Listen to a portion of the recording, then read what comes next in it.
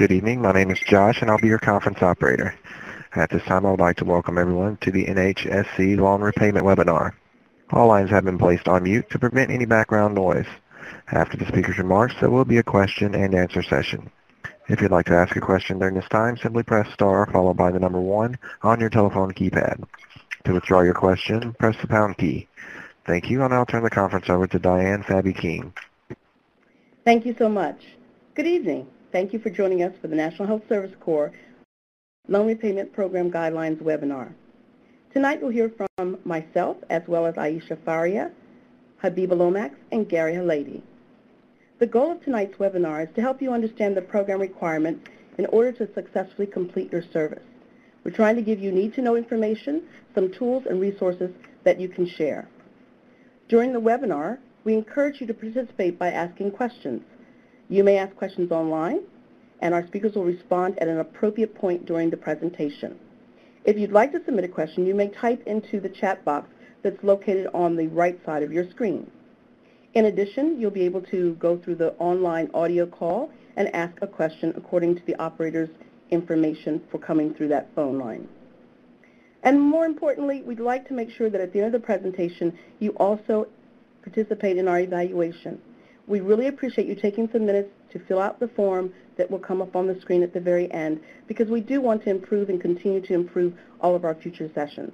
So again, we thank you for joining us, and we hope you find tonight's webinar helpful. I think I've gone over the session objectives, providing an overview of the NHSC Loan Repayment Program, and also about continuation contracts, as well as information about our Division of Regional Operations. We're also going to try to give you those need-to-know information tools and resources for your completion and introduce you to some of the NHSC service support team members. So let's talk about our key partnerships and our service guidelines. Well, as you know, you've signed the NHSC LRP contract, and this has provided you an opportunity to serve as a full-time or half-time clinical service at an approved NHSC member site. As an NHSC provider, you'll receive your salary and benefits from your practice site. However, your employment compensation package is completely negotiated by yourself and that NHSC site. When we talk about our partnerships and our benefits, we think about, of course, what are the benefits to our providers? Well, we believe at the NHSC that one of the most important benefits is the rewarding life experience that you will have in providing health care to those who would not have received it. And of course, in addition, service awards are up to $60,000 for 2 years of primary care based on the participant's outstanding balance of qualifying educational loans. And then again, you have some additional perks that we provide for our membership, which is access to free CEUs, NHSC newsletter, networking events, trainings, and of course clinical webinars that are designed specifically for our NHSC member providers. Sometimes we want to talk to you about what do you think the benefit would be for those who are actually at the sites. Our NHSC facilities do have benefits by having you come to their site or already located there. They get an opportunity to have providers of excellence. They find this as a great pool of providers that they can have to help sustain their organization in the communities that they serve in. And there's no additional money needed from the site to hire a recruiting agency to access a loan repayer. Loan repayers are right there. There's no need to have any money spent for any further recruiting. And of course, they reduce time away from the site because we provide opportunities for you to receive your program information and participate in CME sessions. So when you come to a webinar or if you come to a networking event, we try to make it so that it doesn't affect or impact the site itself. So those are great benefits for our site. We have 3 essential contracts: the NHSC LRP contract between yourself and the NHSC, the employment contract, again, which I indicated you have negotiated with your site, and of course the site application contract. This is the contract from our facilities that is between ourselves and the site to actually keep you in place at an NHSC approved site. We believe that these 3 key partnerships really are the basis of our organization. They make for a great triumphant, as we like to call it. The National Service Corps could not be what it is without our NHSC member providers who could not serve unless we had approved NHSC clinical practice sites. So, where do you practice? We do assist providers in finding clinical practice opportunities in the areas of greatest need. Healthcare professionals are providing outpatient primary health care services to populations that are in our health professional shortage areas that are known as HPSAs throughout the country. Traditional NHSC sites do include federally qualified health centers, outpatient clinics, certified rural health clinics, critical access hospitals, and SQHC lookalikes. Federal sites that serve our underserved communities also include the Bureau of Prisons, Immigration and Customs Enforcement, and Indian Health Service. I do want to mention that federal sites that are not included in this list of federal sites would be veteran hospitals. So we want to make sure you're aware of that. The federally qualified lookalike sites do actually meet our VPHC criteria for funding under Section 330, but they do not actually receive that funding in the sense that they meet all the criteria and qualifications but don't receive the additional monies.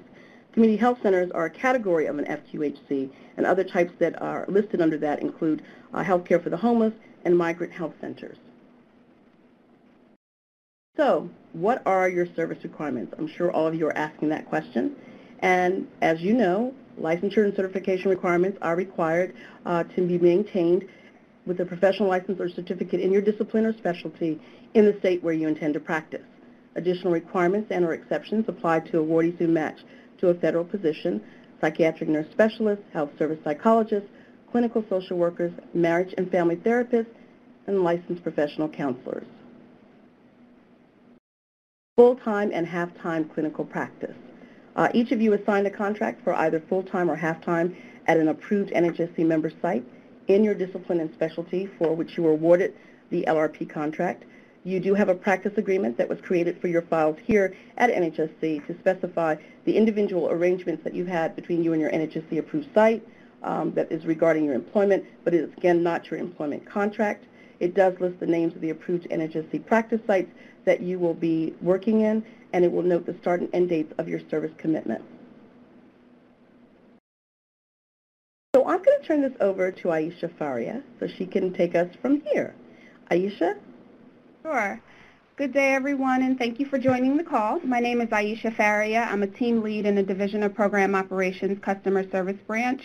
My division is primarily responsible for monitoring your in-service experiences, from ensuring that you're completing your in-service verifications to receiving and reviewing and processing your service requests such as transfers, suspensions, additional site requests, or simply to answer questions that you may have about your service obligation. So as Diane mentioned earlier, I'll be talking to you today about your service requirements. I'll be talking also about the customer service portal as well as the in-service verifications and service requests. There's a lot of information that I'm going to be sharing today, and all of this information can be found in the application program guidance, I promise. I'll try to be succinct in my description of your service requirements and definitely will be available to answer questions after we have presented. And I will also provide you the website address where you can find the application program guidance at the end of my presentation. So full-time service requirements, and I know that we've already gotten a question about this. For the purposes of your National Health Service Corps service commitment, full-time service is defined as working a minimum of 40 hours per week. So if you've signed up for a full-time service commitment and you are a medical doctor, a nurse practitioner, a physician assistant, a non-pediatric dentist, or a dental hygienist, you must work a minimum of 40 hours a week. Of those 40 hours, you must spend at least 32 hours providing direct patient care at your approved site. And of course, your approved site must be an outpatient setting. The remaining 8 hours of that week can be, but is not a must, can be spent providing clinical services, teaching and or performing practice-related administrative activities. So if you wanted to perform your full 40 hours required for the National Health Service Corps, providing direct patient care, you may do so. Teaching or doing administrative activities for the National Health Service Corps is not a required activity for the National Health Service Corps, although it might be required by your site to do. So I just wanted to clarify that.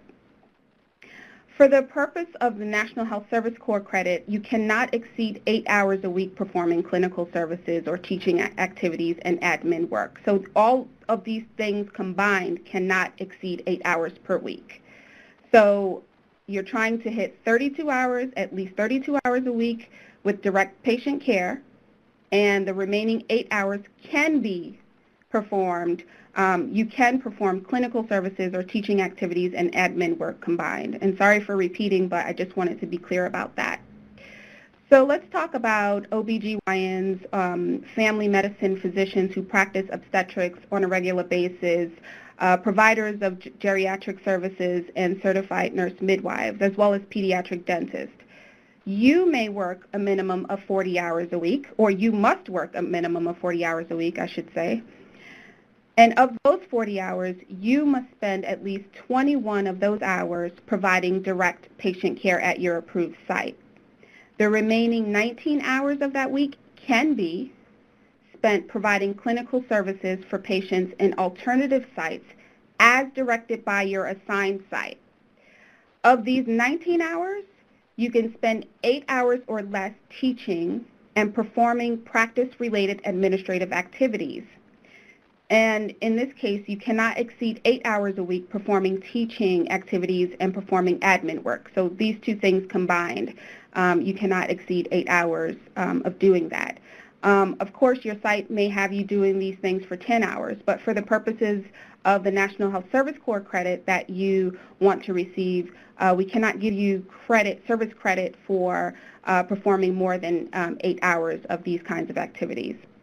The exception here, though, is if you are performing teaching activities in a teaching health center, in a HRSA-funded teaching health center, you cannot exceed 20 hours. So you can go up to 20 hours in teaching activities if you are teaching at a HRSA-funded teaching health center. A few more important things to note for full-time service with the National Health Service Corps. You must work 40 hours a week for a minimum of 45 weeks per service year.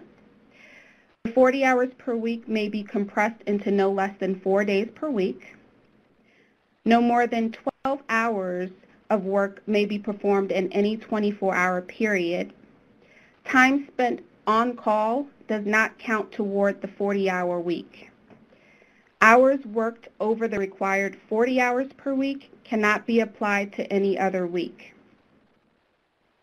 And you have 35 days of allowable absences per service year. These absences include all time you spend away from your site that prevents you from working the required 40 hours a week. This includes vacation days, sick days, holidays, continuing professional education, or any other reason.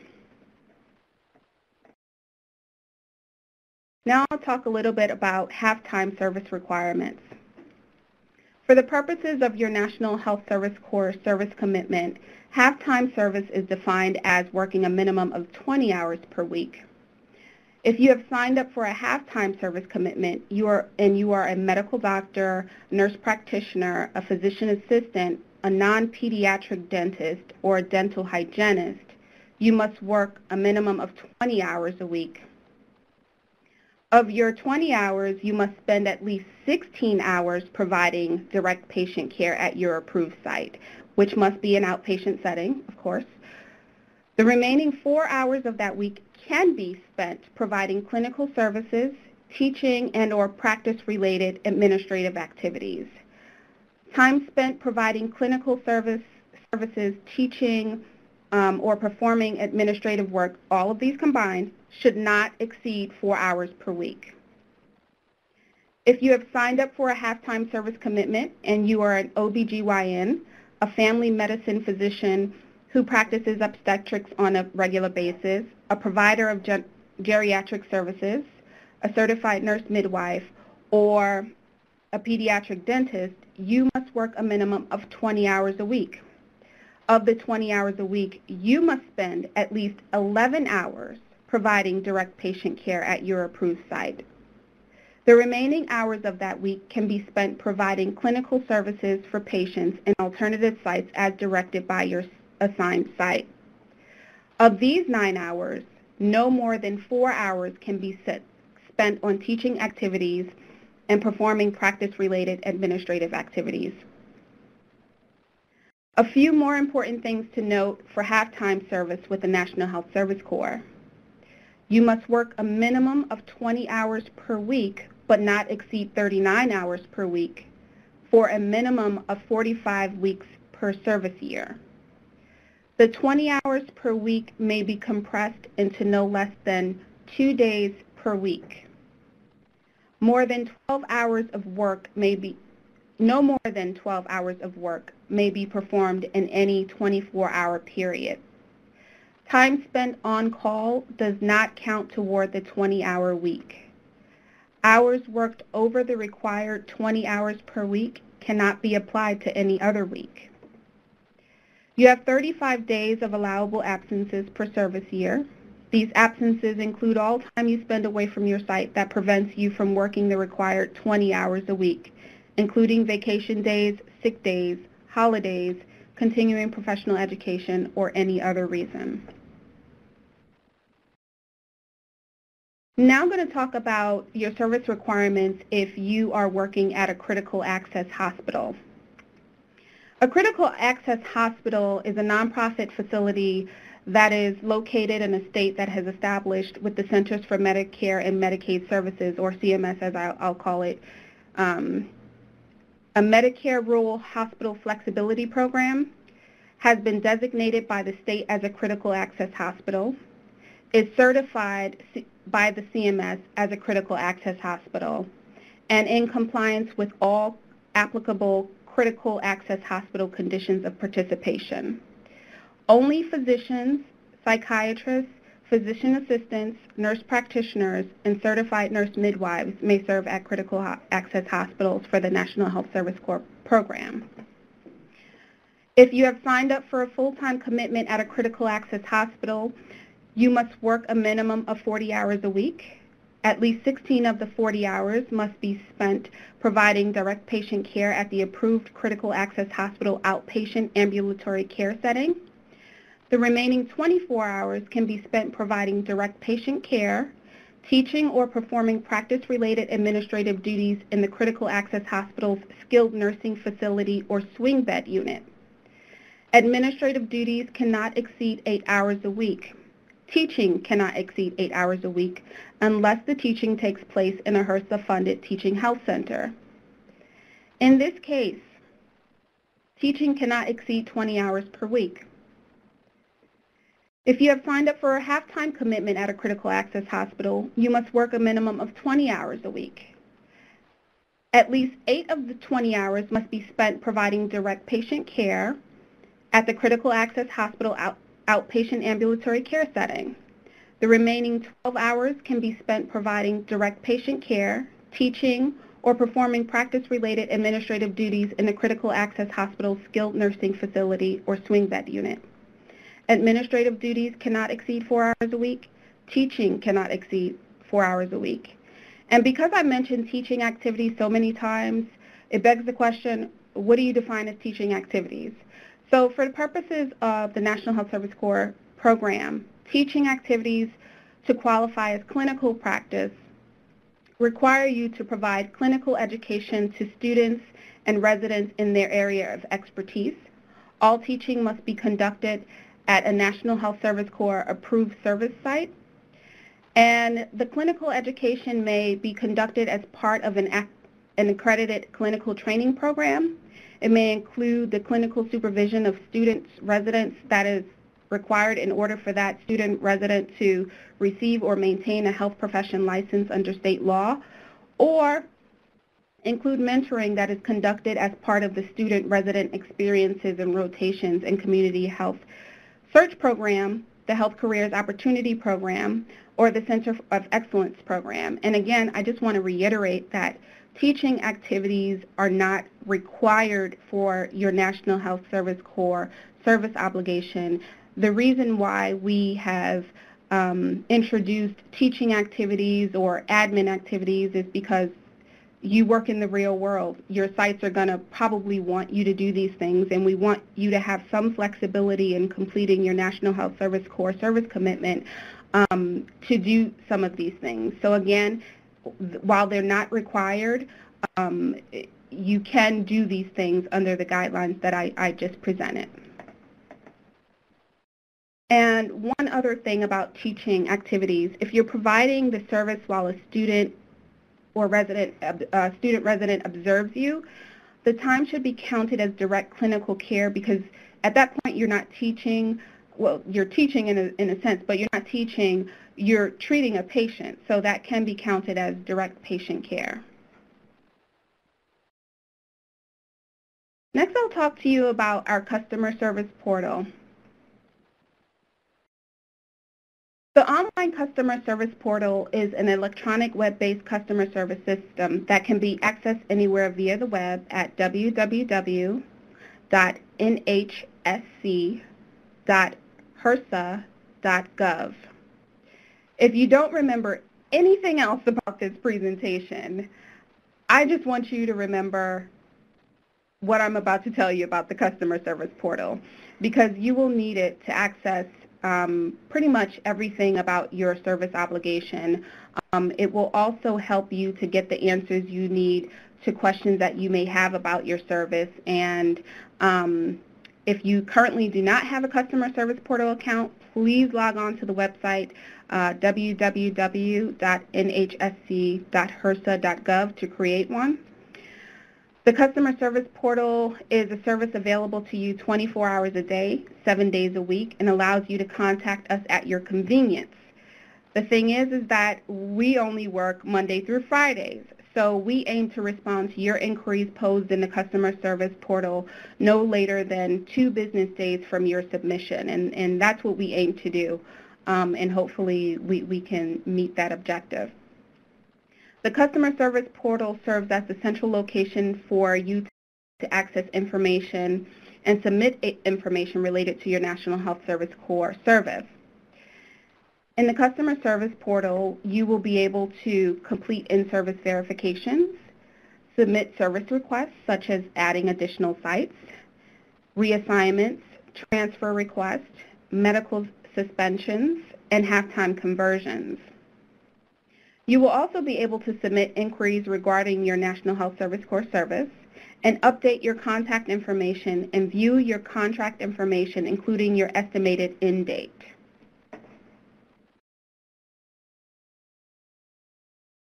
The in-service verification that I keep talking about, this is probably one of the most important aspects of allowing you to let us know that you are completing your time. It's a tool used by us to verify your service commitment. And your in-service verification must be current and reflect the National Health Service Corps sites where you are approved to complete your National Health Service Corps obligation. The site that appears on your in-service verification is the site that you are awarded, and if this information is correct on your in-service verification, you will need to let us know immediately. As mentioned previously, you are allowed up to 35 work days per service year. I see there are a few questions about that out there on the chat, away from your assigned site. If you exceed 35 absences in a service year, your obligation end date will be recalculated and extended workday for workday. In verifying your service, you will enter any time spent away from your National Health Service Corps approved site during regularly scheduled work hours that takes you below your required number of hours that you are supposed to work. So again, that's 40 hours for full-time and 20 hours for half-time service. Time away includes holidays, continuing professional education, time that you take, vacation time, annual time, sick leave, and maternity leave that is less than 12 weeks. Or if, for instance, your site just closes, you will also have to count those as absences.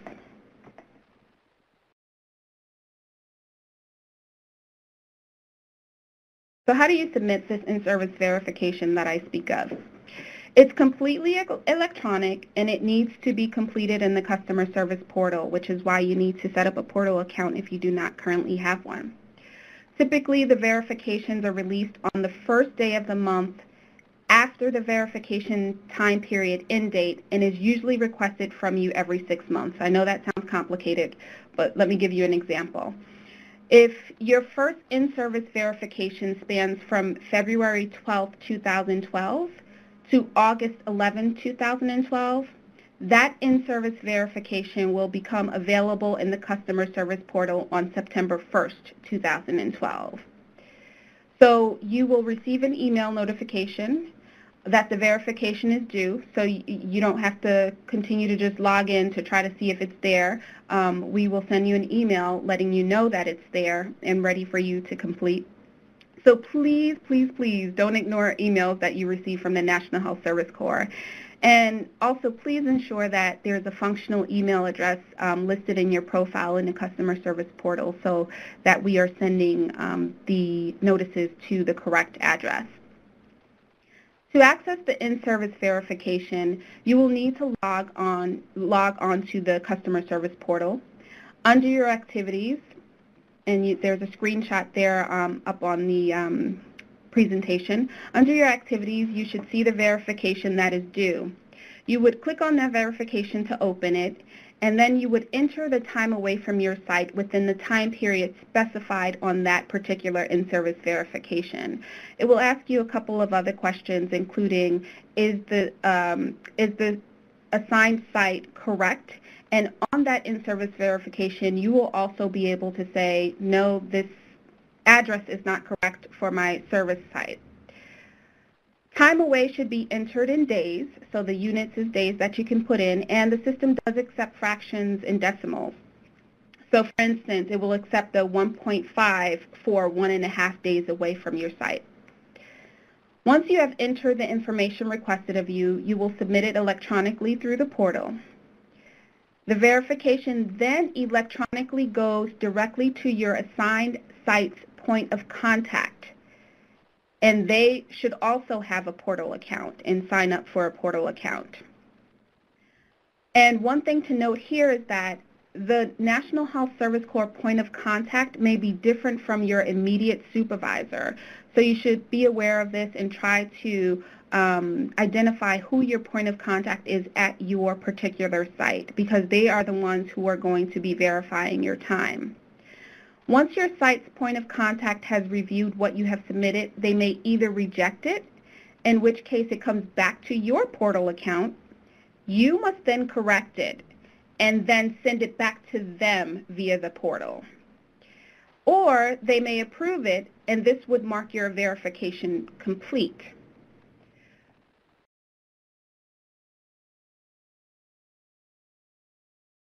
To reiterate, completion of the verification is completely electronic, and it's a two-step process.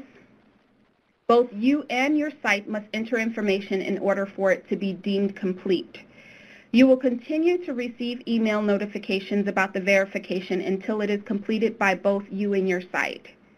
If you have done your portion of the verification and you continue to receive email notification, that means that your site probably has not completed their portion of the verification. So your first order of business is to contact your site's National Health Service Corps point of contact to see if and why they have not completed it. It is imperative that you submit your in-service verifications on time. If you do not, this makes you non-compliant and you can risk being put into default. But I know that won't be anyone on this webinar. So now I'll talk to you a little bit about submitting service requests. As mentioned previously, you will be able to submit service requests through the customer service portal, another reason why it's so important. If there's anything that you need to change about your current commitment, typically this is initiated through a service request. So this includes if you want to add additional sites to your site assignment, moving to another site within your organization, or move to another site within your organization. So many times organizations have a network of sites, and they may need you to move on a permanent basis, or they may need to split your time between sites on a permanent basis. While the National Health Service Corps cannot interfere in the business decisions that the sites have to make, we do need to have it on record that you have been asked to move to another site, and it is at the discretion of the National Health Service Corps to give you credit towards your service obligation to work at those sites. And the reason for this is we need to ensure that the sites you are going to are actually National Health Service Corps approved sites. The misconception is if one site in a network is National Health Service Corps approved, then they all are, and this is not true in all cases. Therefore, it is imperative that you contact the National Health Service Corps and get written approval from us before you move to another site. There may also be a situation where you may need to transfer to another National Health Service Corps approved site outside of your current site.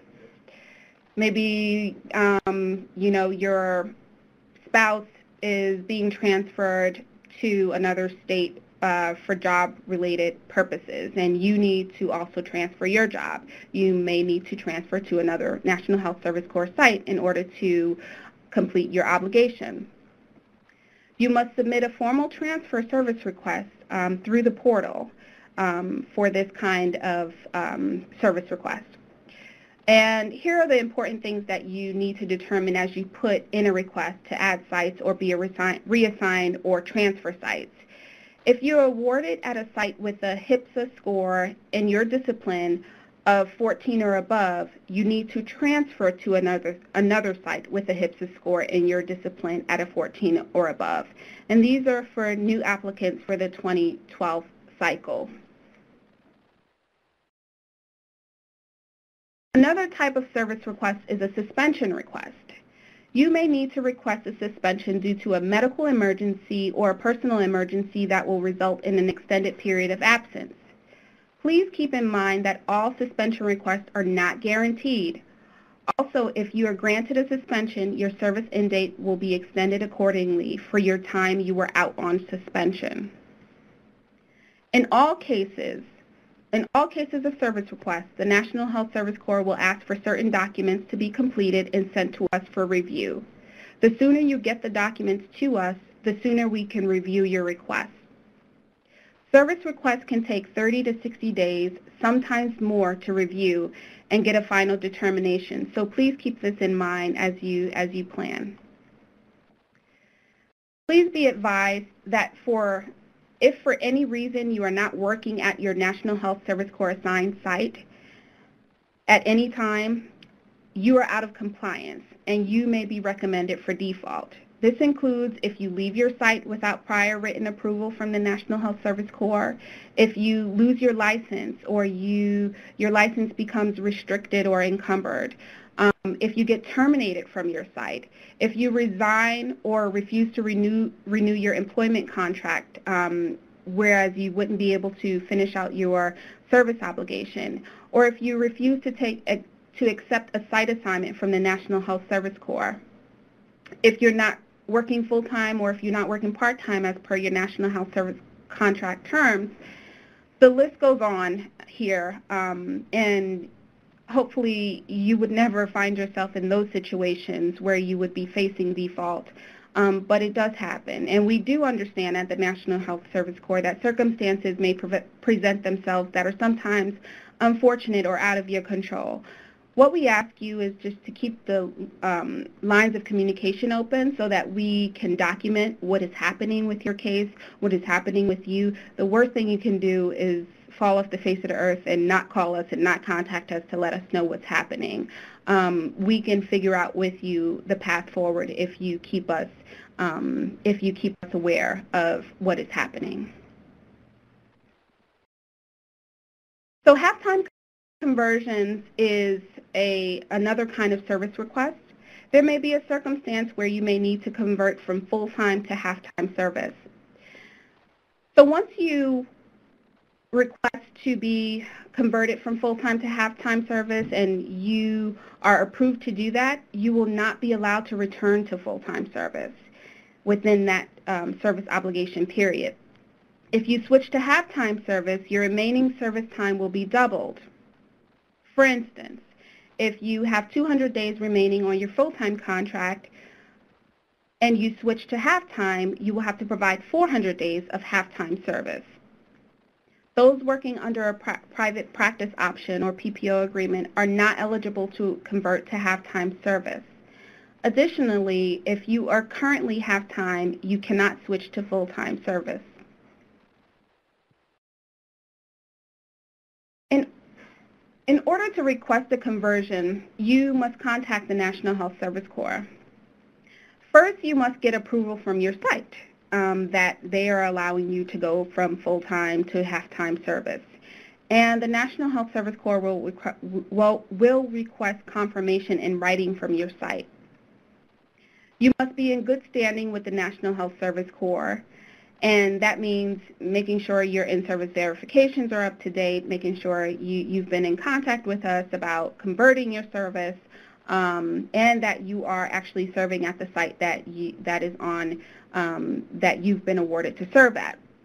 And you must complete and submit a conversion request form and sign a half-time contract addendum to modify your original contract. You can access the forms in the web addresses here on the presentation.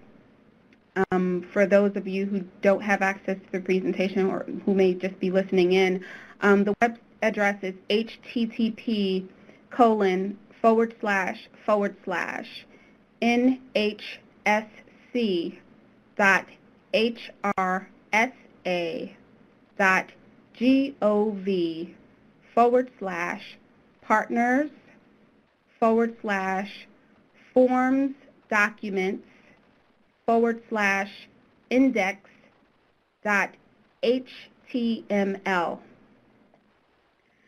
Remember, the conversion request must first be approved by the National Health Service Corps before you can begin half-time service. Pending further questions at the end of this entire presentation, this concludes my portion of the presentation. And I'd really like to personally thank you all for your commitment to provide health care to the underserved populations in our nation. I do know that I just provided a lot of information, and it may be a lot to take in all at once. I see the chat line just has a lot of questions there, and I will definitely try to answer all of your questions at the end of the presentation.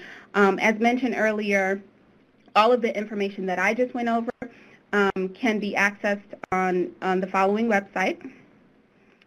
It is http://NHSC.HRSA, that's HRSA.gov/downloads/LRP APPLICATION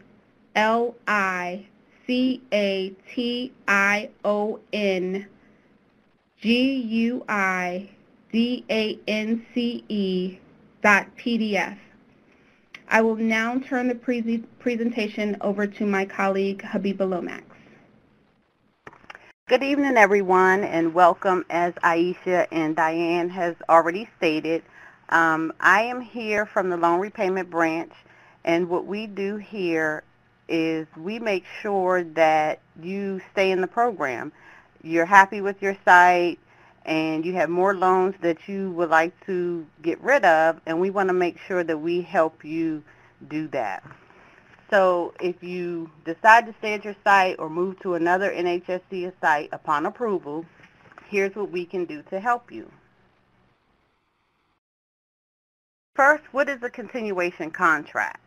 A continuation contract is a one-year extension of your current NHSC LRP contract to serve at your NHSC approved site of record from the end of your last contract, which is normally your first original 2-year contract, or if you've already completed that and you did one continuation, you can continue on until you basically have all of your loans paid off. NHSC providers are awarded additional funds to further reduce their outstanding educational debt that was previously approved by NHSC. So basically, your loans that you submitted when you first started your original contract is what we approve and until those loans are, you can continue to go through the program until those loans are paid off.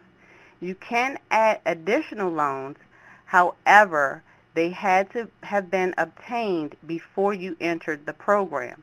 So you cannot add any new loans that you obtained while you started the program.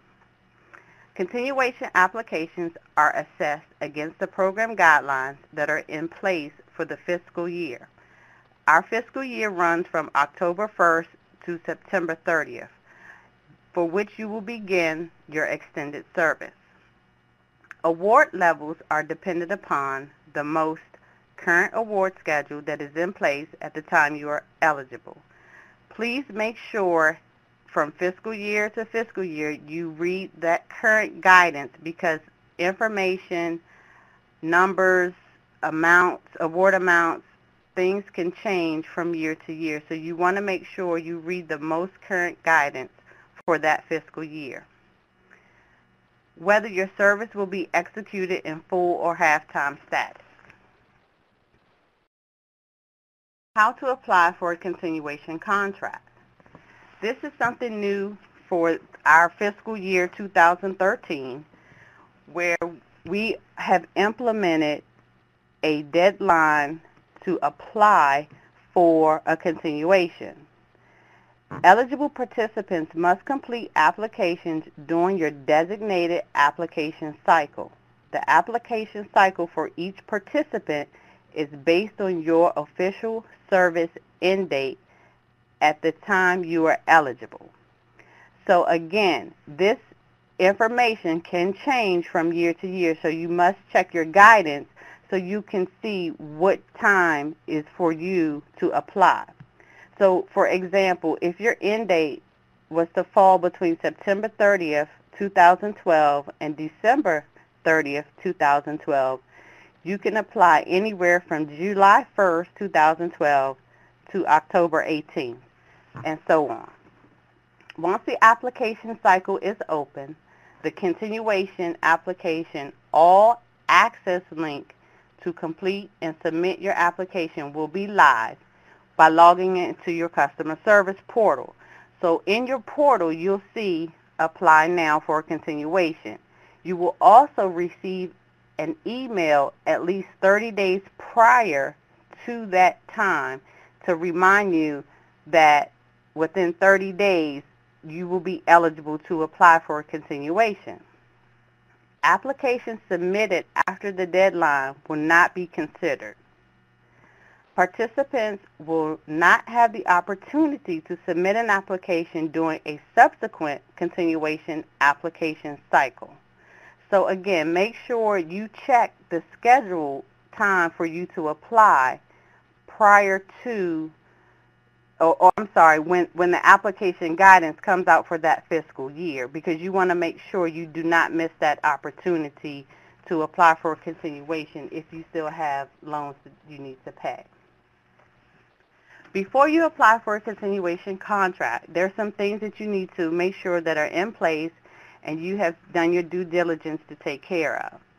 As Aisha mentioned, your service requests and in-service verifications are very, very important to maintain and keep up, because this can also affect if you receive a continuation or not. If you have any service requests outstanding, requests for transfers, reassignments, suspensions, and they are pending and have not been completed, you will not be eligible for a continuation. Requests for conversions to half-time should be made and approved prior to beginning to work on a part-time basis. This can also prevent you from receiving a continuation. If you and your employer transition you to work on a part-time basis prior to submitting a conversion request and prior to it being approved, you will be out of compliance, thus not eligible for a continuation. Now, I will say, if you wish to convert from full to half-time, you can do that at the time of your continuation, but your original contract has to be completed. So you cannot do it before without requesting a conversion. However, if you wish to apply for a continuation and you want to change from full to half-time, you may do so at the time of your continuation application. Transfers and reassignments that are submitted and or processed after the current contract end date will prevent you from submitting an eligible continuation application. In-service verifications. To remain eligible for a continuation contract, all in-service verifications must be submitted to the on-time and consistently throughout your NHSC service period. So you must make sure, again, as Aisha stated, that you check your portal for your verification forms and they are submitted in a timely manner. You have your site submit them in a timely manner, because this can prevent you from, again, receiving a continuation award. Anything that's not submitted before the end of your contract end date can prevent you from, again, receiving an award, and you don't want something small like that to happen. A note, before transferring, moving to a different site, or reassigning participants, NHSC must, again, approve this, which Aisha has iterated to you, and you want to make sure that you're letting us know these things, again, because it can affect your receiving an award. Also, before you apply for a contract, continuation contract, you want to make sure that through the portal, you verify and update all your contact information. Sometimes we get married and things like that, names change, phone numbers change, and that can affect when you apply for your continuation. If information doesn't match or we need to contact you, you can also miss out. You want to read and understand the program guidance. I cannot stress this more, again, because the guidance can change from fiscal year to fiscal year. So you want to make sure that you read and you understand all parts that pertain to your discipline and specialty, as well as the service, in-service part, and the applying for a continuation. View all application and tutorials. Gather the required documents prior to submitting your application, because you want to make sure that you have all of this information before you apply, because again, if you're trying to do it at the last minute and you don't have everything, that can prevent you from receiving an award. You want to click on the link to complete and submit your application, and then you begin the process. After verifying that your application is complete, a program analyst will contact you to provide one-on-one assistance.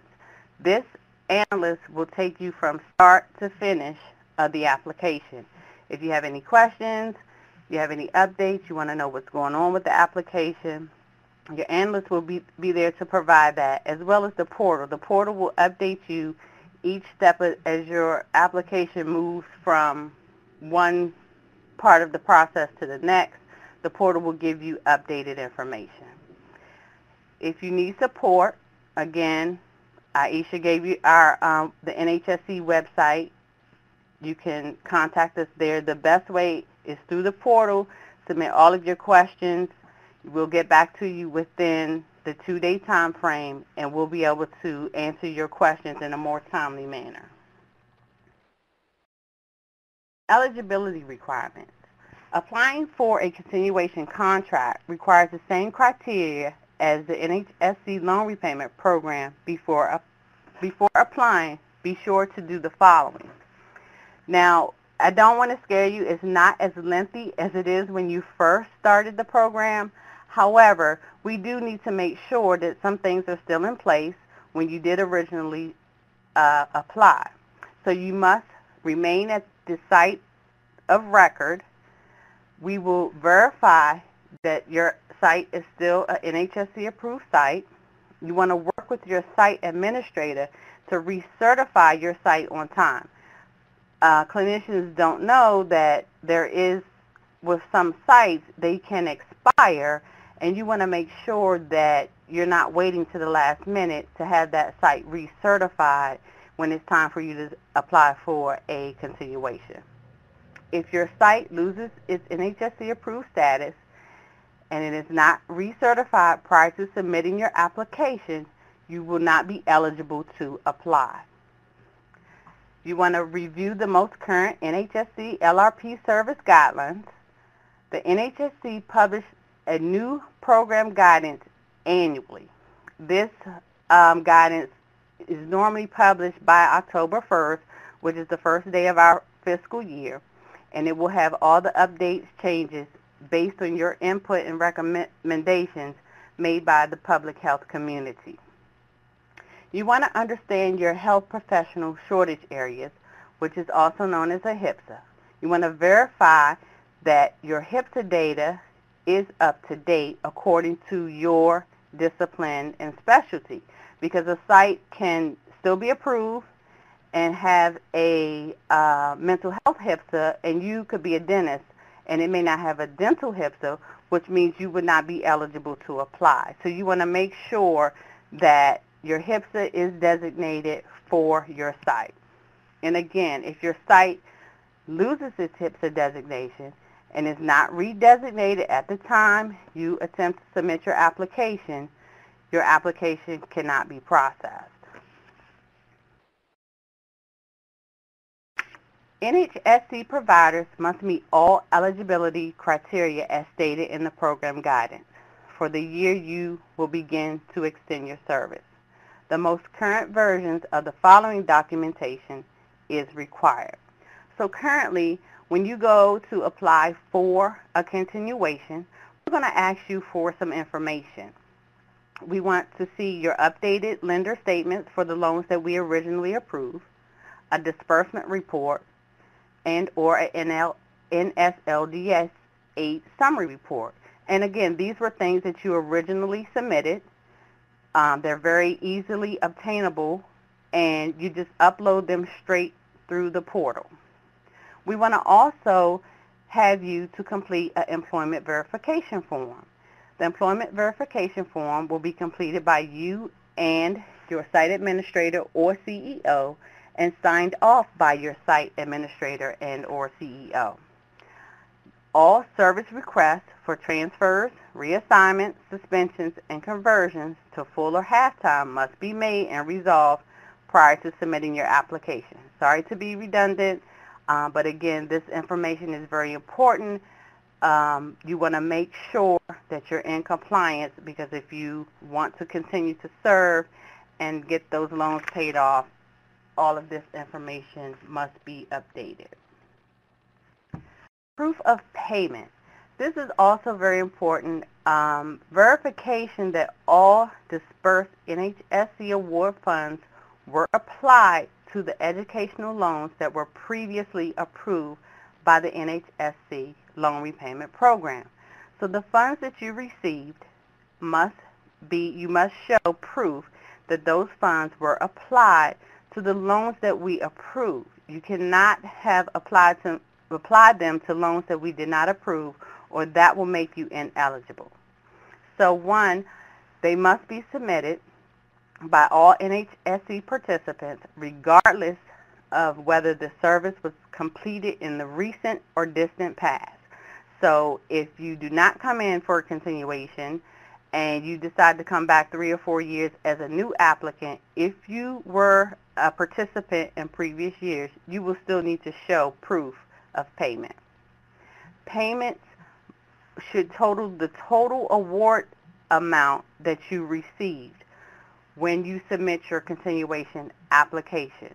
So if you apply, if your deadline to apply is 60 days before your end date, all funds, you must show proof that all funds have been paid.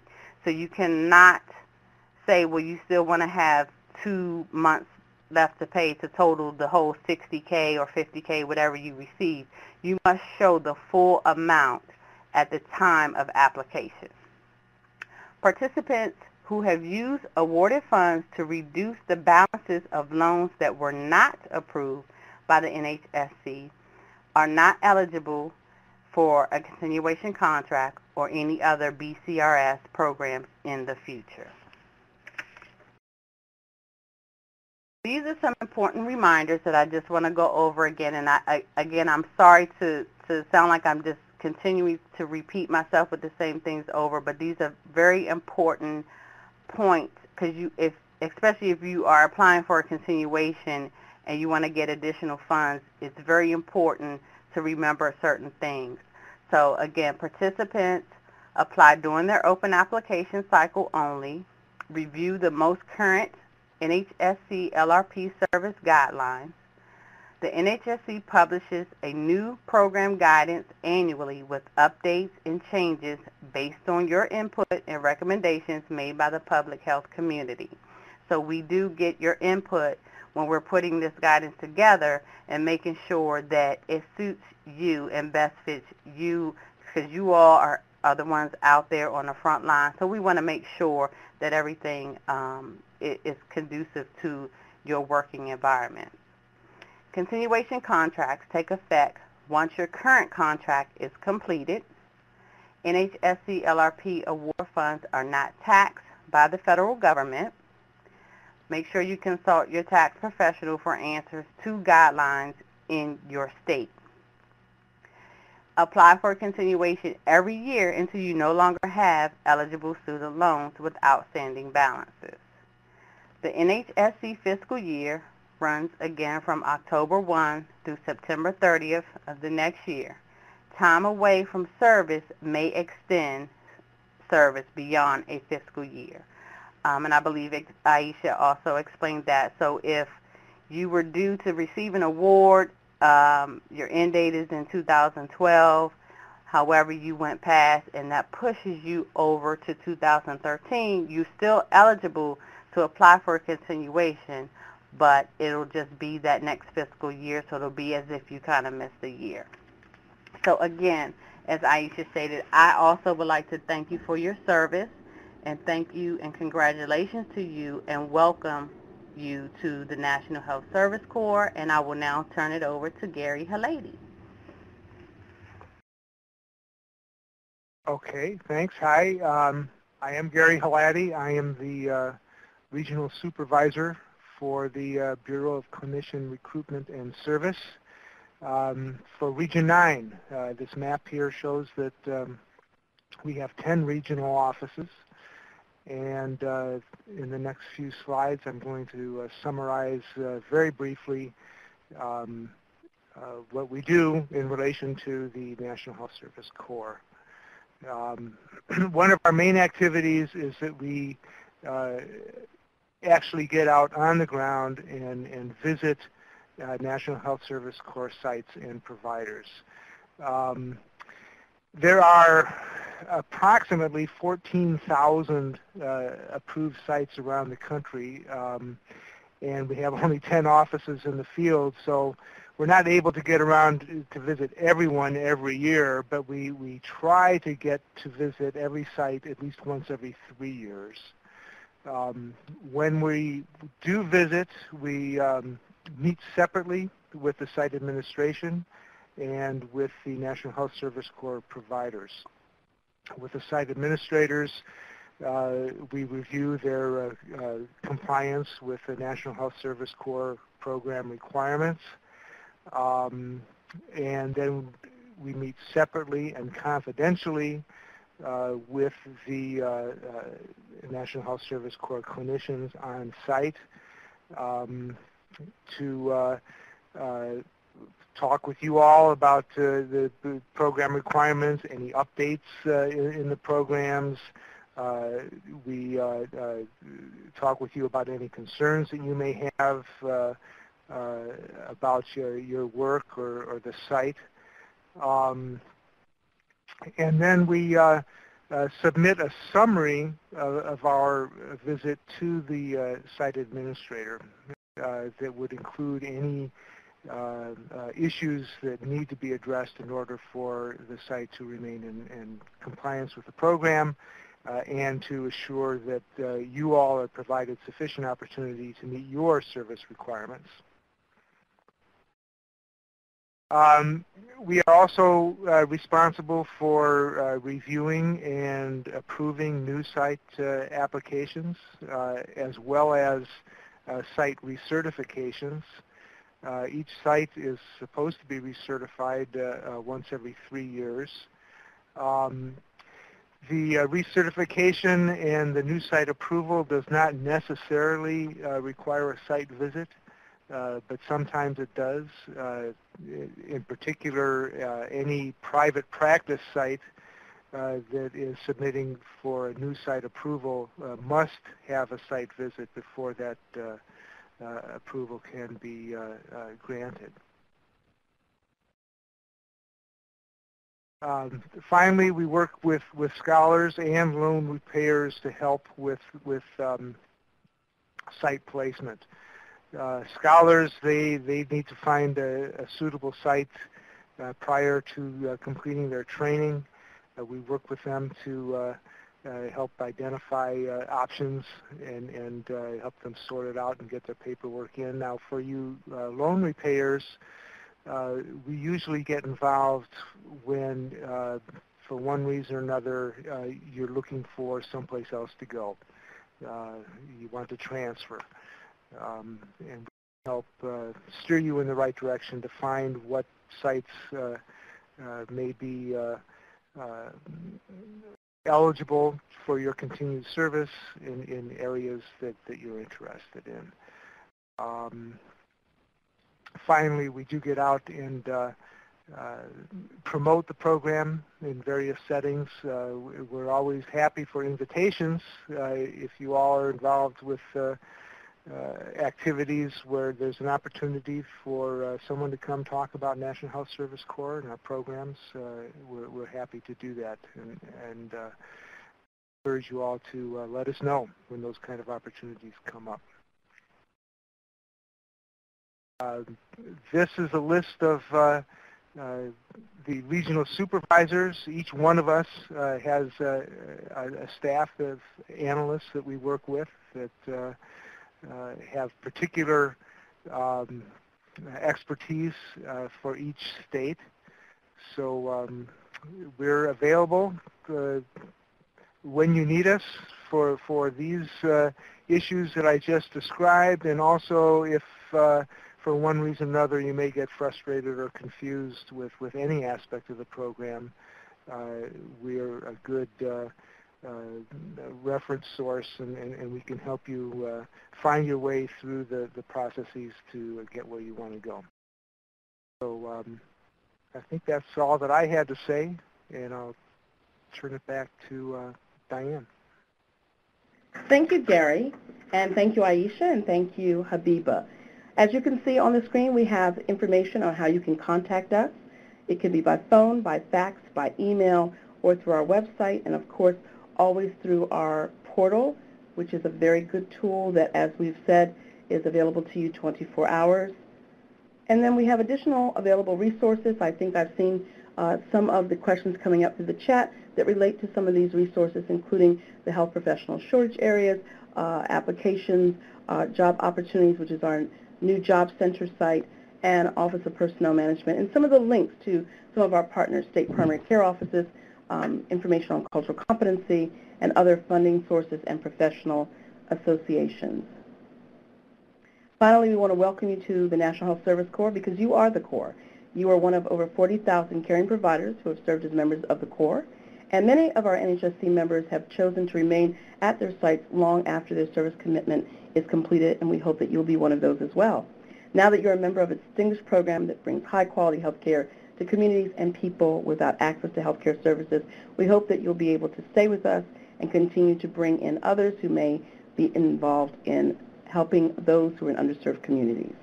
I'm going to turn this over to our operator for a moment to see if there are any questions that are on the phone line. We do have several questions that we see in the chat line. I believe Aisha has answered some. I have answered some, and we will continue to go back now, take a pause, and read through those that we may not have gotten to. And while we do that, if there's anyone who is on the phone line who'd like to ask a question over the phone line, we'd like to take those questions now. And at this time, to ask a question, please press *1 on your telephone keypad. Again, *1 for any questions.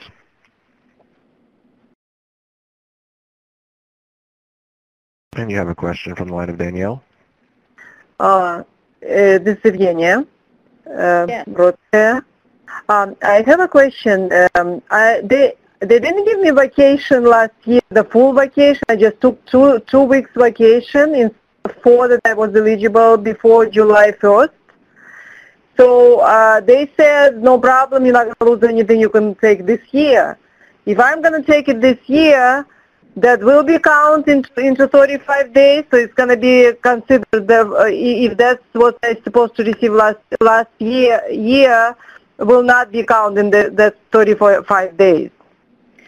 So I'm going to ask Aisha to take that question. Yes, this is Aisha. Yes, you will have to count that vacation time taken this year within the 35 days of your allowable absences. And the reason for this is that, as Diane explained earlier, your contract with your site or your personnel negotiations with your site are separate from your National Health Service Corps obligations.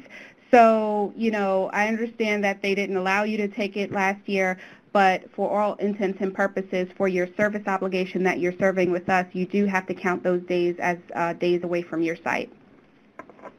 And as long as you're not going over your 35 allowable absences in a year, you should be okay. You're going to be okay either way. If you go over your 35 allowable absences within a service year, your contract end date will be extended accordingly, and that will be workday for workday. Did I answer your question? You mean if I happen to be on vacation longer, then I will be working longer on the site? That's what you're saying? If you are on vacation and within the service year that we are talking about, you have exceeded 35 absences, then time will be added on to the end of your contract. Yes. But there is no any other punishment than that. I would hope not. Stay all the time. I really like the place, so hopefully I'm gonna stay. But so for me, it's not like a punishment. I will stay there anyway. Yeah, you will count. I just want to know if there is any risky business if I actually take my vacation that I'm supposed to have. Yeah, I mean, when you get into situations where again, we can't get involved in site and employee issues. We certainly don't want you to have excessive absences because in that case, some sites may terminate you for that reason. We don't want you to go back to your site and say, well, the National Health Service Corps said I can take my vacation and nothing happens to me. It's a delicate balance that you have to before I even consider anything like that. Yeah, you have to weigh it out. Thank you, Aisha. We appreciate you taking the question. There was one more question. Yeah. Yes. It's about everyone probably want to know. How is the organization going to have a portal the same as we do? How they already have a portal? It's officially established with you guys, or we somehow have to introduce them to this? Your site point of contact would need to go onto the website that I mentioned, and they would have to go to I am a site administrator link, and they would have to register in the portal. So they would have a separate portal account from you. Got it. Did you get that answer? Does that help you? So if there is a site administrator link, does it show under our portal, or when they enter, because we all have our access, we have our ID number, or the password, they don't. So how are they going to? You would not have access to their portal account. What happens when they set up a portal account, they're setting it up with their UDS number and their email address. So as long as they are set up as the point of contact within our system, it will link all of the positions that are at their site, all of the National Health Service Corps participants who are assigned to that site will come up under their portal account, and that's how they will see which verifications are due, and that's how they will complete your verifications. Thank you, Aisha. I'm going to have to ask that we move on to the next set of questions that may be online. We also have a few that are holding on the conference call. So I'm going to ask a question that came in early from the online chat, and then we'll go back to the call-in. There is a question, does a psych nurse practitioner fall under the mental health guidelines of 21 hours on-site direct clinical? And I answered that question on a chat. So the psych nurse practitioner is considered a psychiatric nurse specialist. So yes, they will be under the same guidelines. All right. Let's go back to the online calls. Are there any other calls through the audio portion? Yes, you have a question from Quandra Whaley. Oh, yes. I have a question. So if I refinance my student loan and is now lower than what I originally submitted, what happens with the funds? Quandra, could you turn down the sound on your computer, please? Okay. Let's see. Okay. Okay, we can hear you better now. Thank you. So if I refinance them in the process when I applied for the loan and now it is lower than the amount of what was given, like I could actually pay it off and there would be money left? This is Habiba. I just want to make sure I'm understanding what you're saying. Are you asking? Because what I did was I got them all combined to one thing, and so when I refinanced it, after I submitted it to you guys, it's now lower than what was originally submitted. So I got actually more money than what I actually owe on student loans. Okay.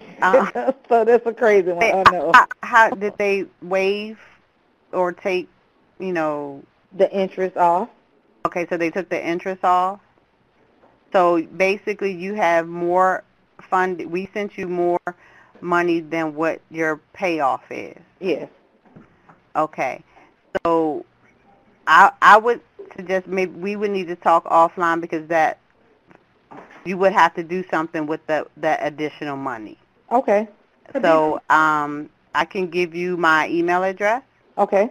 Habiba, is it possible for her to put that through the customer service portal? That would be wonderful. Then she could give more specific details. Exactly. We give her the details, right, because exactly. That's Okay. the best way to go, Quandra. If you also, and in your customer service request, you could actually say, I spoke to Habiba Lomax, and maybe you could have them circulate it to her directly.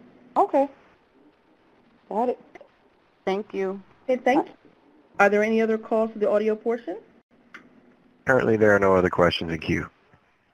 Okay, let's take some of the questions that I see coming through. I know Aisha has been answering several of them. The most recent one I see is if I am scheduled to see 20 clients a week for a total of 20 hours, but I have 2 clients cancel their therapy session, do I only get credit for 18 hours for that week? Aisha? The answer is unfortunately yes. You would have to count if you're half-time and you're not making the 20 hours a week, any time spent not providing direct patient care or doing some of the other activities is going to have to be counted as time away. Does that answer the question? You can say it on the chat line if you want to. If it does, please let us know. I believe they said yes, it does. Okay. Okay, I think there have been several questions, again, which Habiba referenced around if my portion of loan repayment is less than what I received the actual amount for, what do I do? So I do think, Habiba, do you want them to put those questions through the customer service portal? Yes, submit a service request through the portal and we'll handle it on the case-by-case basis because we need to find out or decide, look at each case different. Let's see. Okay, Aisha, I see there are some questions around no-shows. Because they don't have control over no-shows. So what do they do in that case? If they are, I guess, mental health specialists, if you could say that you are a mental health specialist, let us know. No, some of them are in primary care. Yeah, I mean, this is a common question that we get all the time, and, you know, unfortunately, there's no trick or good answer that I can provide you. If you are not meeting those hours as specified during my presentation, then you would have to count that time as time away from your site. And I know it happens all the time, the no-shows. We get this question all the time, but that time does have to be counted as time away. Okay, let's go back to the call-in line. Operator, are there any others waiting in the queue? Currently, there are no questions. Okay, I have a question here. I'm working full-time in family medicine. Do I have to keep track of how many patients I see? Do I have to worry about keeping track of no-shows? What I would answer that question that you should keep the most meticulous records around your service time. And the reason I say that is because we have had a few cases where LRP participant put in number of days missed, a number of days missed away from their site, and they send it on to their site administrator or site point of contact, and site point of contact is saying, no, you didn't miss that many days, you missed this many days. So, you know, it behooves you to take, to track your patient hours and to have a record of that so that you have something to show to your site in case there is a disagreement. And, you know, again, the National Health Service Corps can't get in the middle of those kinds of disagreements. We really would like the participant and the site to really hash out the days away. What we could provide you is guidance on what does count as days away or time away and what does not. Okay. Let's see. I saw another question about if your point of contact is no longer at the site. You should let us know about that immediately. Technically, the site is really supposed to let us know about that so that we can identify another point of contact. Sometimes that does not happen, so it ends up where the participant is the person who's letting us know because they need to submit an in-service verification, and there's no one on the site side able to verify it or identify to verify it. So if that comes up, definitely pose a question through the customer service portal, being specific about not knowing whether there's another point of contact or giving someone else's name who may know another point of contact, as well as their phone number or email address if you can. So put a question in through this customer service portal and we will try to track down another point of contact. And Gary might have some other ideas because he works in the regions about the points of contacts and how we get those points of contacts updated in our system. Yeah, another way to do it would be to just give us a call and we can enter points of contact directly into the system on the phone call. Mm-hmm. We have a question here, Habiba. This one says, how do we handle the payment to our loan company? Do we make one lump sum payment or pay interest and principal monthly? If we only make monthly payments, how can we pay down the loans with the award? We have several questions related to that. If you could address that, that would be helpful. Yeah, the best way is to make the lump sum payment, which would, and then provide us proof that that payment was paid. However, we can't control what your lender requires you to do as far as interest and principal. If they require you to make monthly payments, then you can do that as well. However, the completed award amount has to be paid, again, within your 2-year contract, or if you're going to apply for a continuation, it must be paid by your continuation application date. Some lenders will let you make a lump sum, and then you don't have to make any more payments, but some still will require a monthly payment even if you make a lump sum. So that is something that you would definitely have to work out with your lender. Thank you.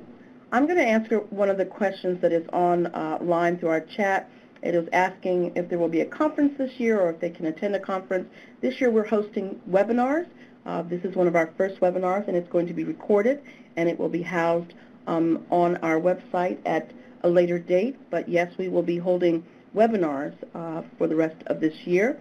and hopefully if you would like to join another one, you will have that opportunity. You'll get an announcement via email and announcements on our Facebook and on Twitter so that you can see when we're going to hold the next one. I understand there are some people who may be on hold through the phone line. Operator? Yes, you have a question from Danielle. Hi, Danielle. Hello?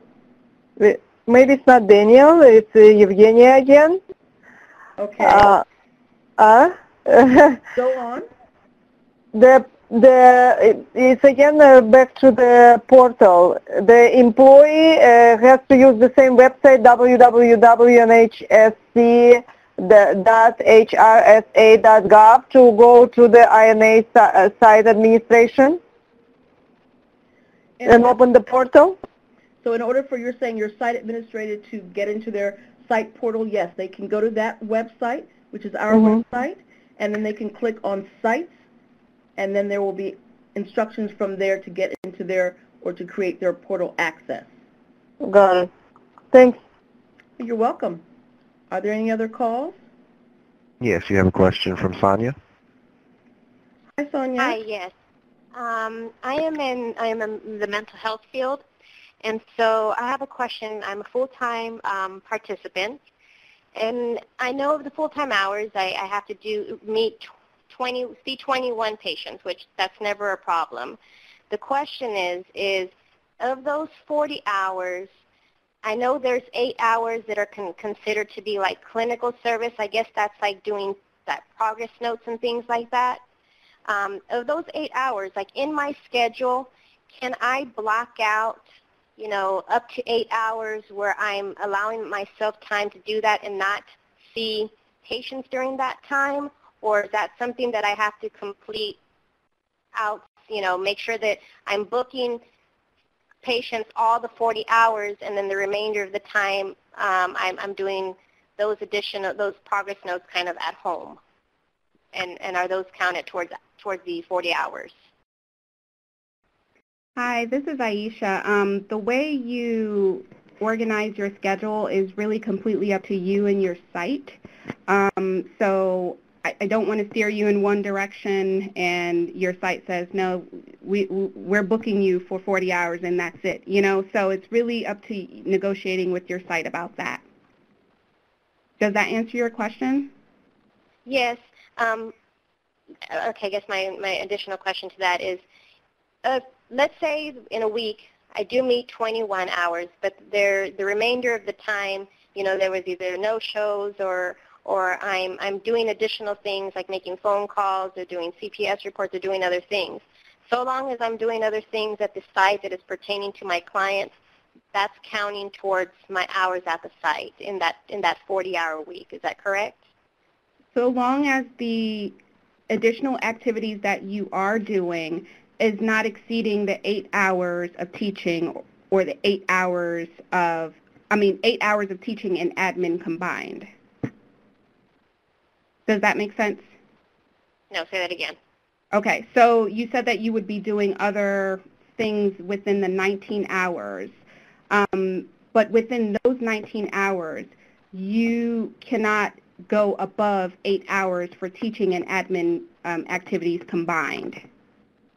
Okay, so what is considered, I mean, you know, let's say I see 30 patients and I'm doing 8 hours of admin. Those additional, I guess 2-3 hours, what would that be considered? Like just I would be makeup time? Like I'm on site, but maybe I'm not necessarily doing admin, or I haven't seen a client because they no-showed. Are you asking what are the hours considered that don't fit in the buckets of admin or clinical services or direct patient care? Yes. I don't have an answer for you for that because the categories we have are direct patient care, clinical services, practice-related administrative activities, and teaching activities. So maybe a more expanded definition of what each of one of those things means could help you. And so yeah, I think that would be good. I'm going to just ask you to pose a question through the customer service portal so that we can provide that to you. Okay. Okay.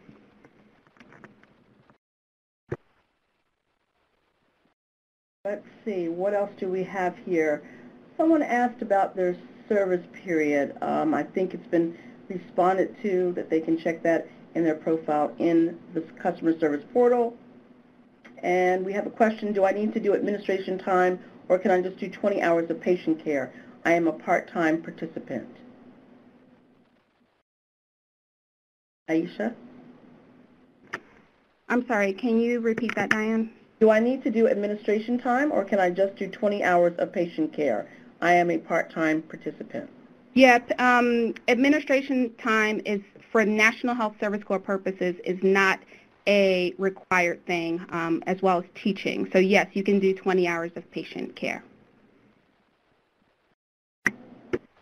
I'm going to go to the call-in line. Do we have any questions on there? From the Yes, you have a question from Jessica. Hi. I am a family practice PA, but I provide family practice services to mental health patients. So I'm kind of in the same boat I think a lot of the mental health providers are with the no-shows. With the 32 hours of the direct face-to-face time, we have patients scheduled for an hour. Sometimes it will go over, especially with the initial appointment. Do I just keep track of how long each appointment is to prove the 32 hours face-to-face? Or is it an average each week, or is it just going off of what I have on my schedule? Again, the way that you count it and the way you and your site work it out is like between you and your site. What I would do if I were you is try to track it as close possible. I would not rely on an estimate, to be honest with you, just because you just never know, you know, what your site may say or how they might, if they might reject your in-service verification. So, you know, how meticulous you are with tracking is really up to you. It's really up to your personal style. Okay. And then with the no-shows, I will have Sundays, especially when it rains, because I have a lot of patients that walk to our clinic, that my entire day will just not show up.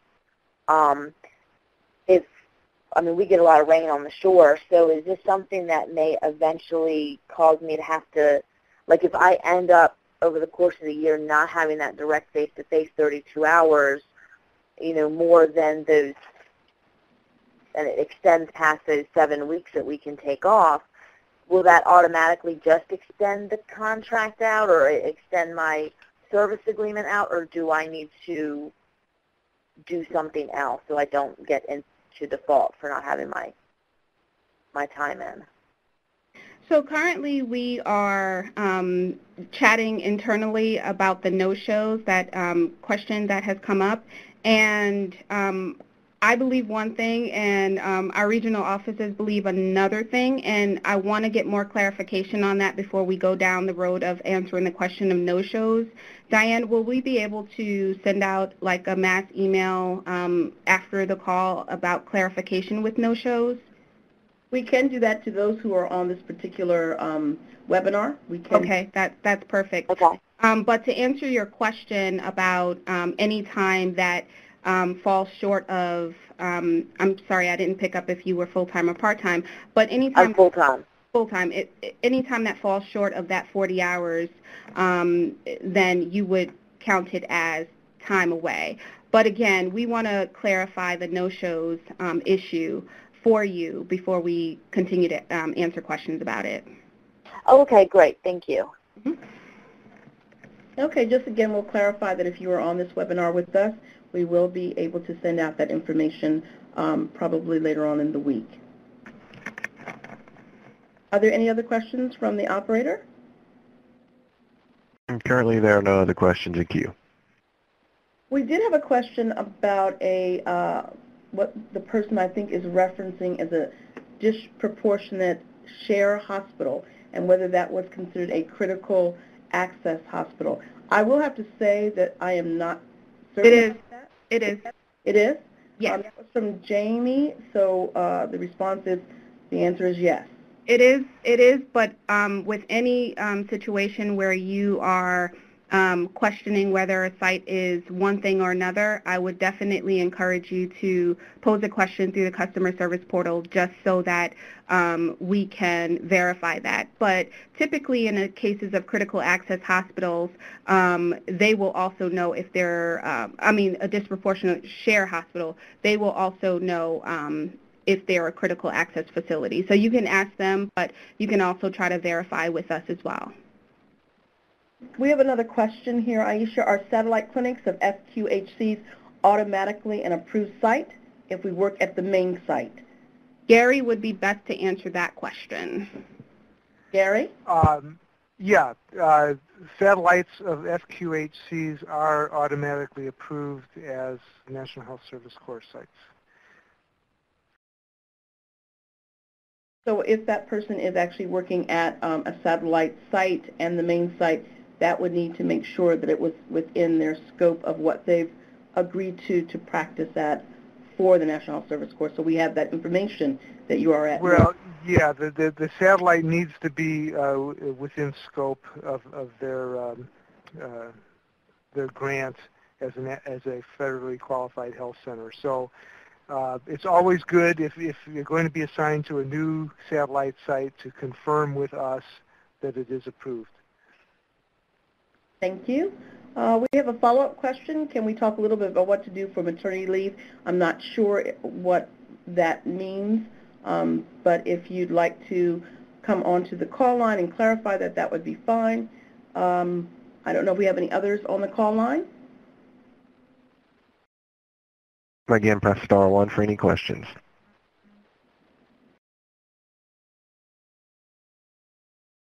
And you have no questions currently. I see a question that's coming up on the chat line asking about a verification form. We no longer use a form, and it's done completely online now. And the questions that are on the form, I know a lot of you are anticipating, well, what does this form look like, or what does it look like? What are we going to be asked? It's going to ask you how many days away from your site how many days you spent away from your site, basically how many days you were absent within the 6-month period, or whatever the time verification is on the in-service verification. It's also going to ask you if your practice site address is correct, or your practice site is correct. And it's also going to ask you whether you performed services as per the clinical service definition that we all talked about earlier about your minimum hours. So those are the 3 questions. It's a very basic form, and those are the 3 questions that are going to be asked of you. It's not going to ask for a breakdown of your direct patient care, and then of your teaching, and then of your admin activities, if there were any. I see that we also have some questions regarding notification via email about the payment disbursement, or just continue to check bank accounts for purposes of the entire group. Habiba, do you mind answering that question, please? No. Can you repeat the last part? I didn't hear. Are we notified via email about the payment disbursement, or should we just continue to check our bank accounts? Okay. Typically, I would say yes, check your bank accounts. However, funds are normally dispersed approximately 90 days after your start date. So if your start date was in August, you can expect your funding no later than the end of November. So you will not receive an email or anything, letting you know that the funds have been sent out. But again, you can I would start checking your bank account in 90 days after whatever your start date is. Okay. We're at about 8:40. We are going to give this 5 more minutes so that we can try and answer as many questions as possible. If anyone would like to have a question answered, please go through the call-in operator or type in your question. We hope to get to it.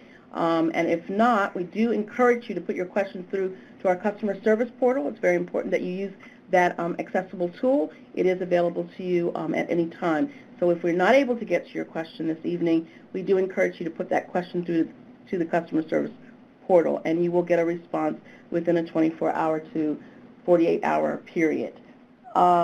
Let's see, do we have anyone on the call? Yes, you have a question from Alex. It's actually funny. Once I put in that I had a question, you answered it, so I think I'm taken care of. Okay, thank you.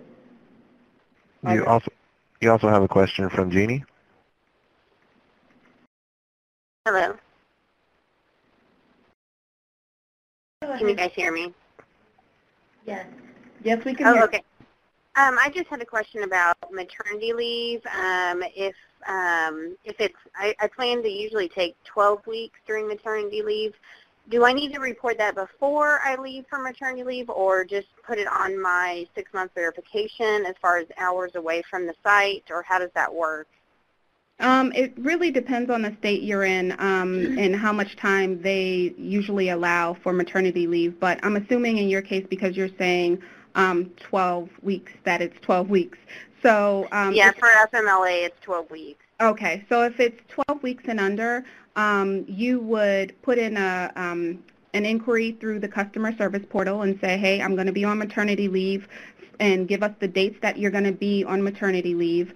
You would also have to provide a letter from your doctor letting us know that you will be on maternity leave, and we will just put it in your file so that we know that you're on maternity leave, and then you would count those days away from maternity leave on your in-service verification. And sometimes your maternity leave might span 2 verifications, so you have to make sure you account for all of that time that you were away from your site. Once you're back at your site, we will ask that you submit a letter from your site saying that you are back at your site in the day that you began back. We are going to put up the evaluation. I hope that you all will be able to check the responses there. We want to make sure we can provide more webinars and make them as informative as possible. We can still leave up the chat. You can still connect through that. And while we're getting up the evaluations, if there are any other calls on the call arm, we will take operator.